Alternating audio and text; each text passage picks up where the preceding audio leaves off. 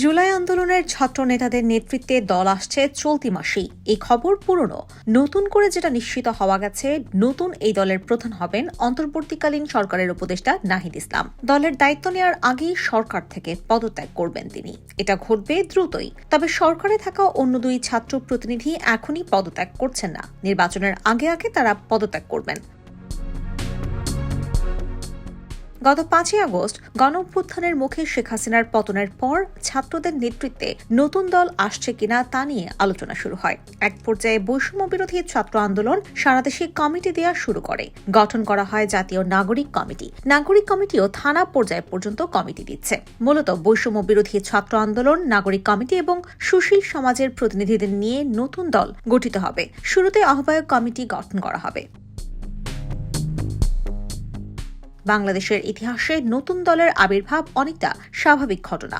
বর্তমান সরকারের আমলেও কয়েকটি দল আত্মপ্রকাশ করেছে, তবে অতীতে দেখা গেছে খুব কম দলই রাজনীতিতে প্রভাব রাখতে পেরেছে। ছাত্রদের নতুন রাজনৈতিক দল বড় কোনো প্রভাব তৈরি করতে পারবে কিনা সেটাই সবচেয়ে বড় প্রশ্ন। এই দল নিয়ে এরই মধ্যে নানা আলোচনা শুরু হয়ে গেছে। IPTV USA news desk.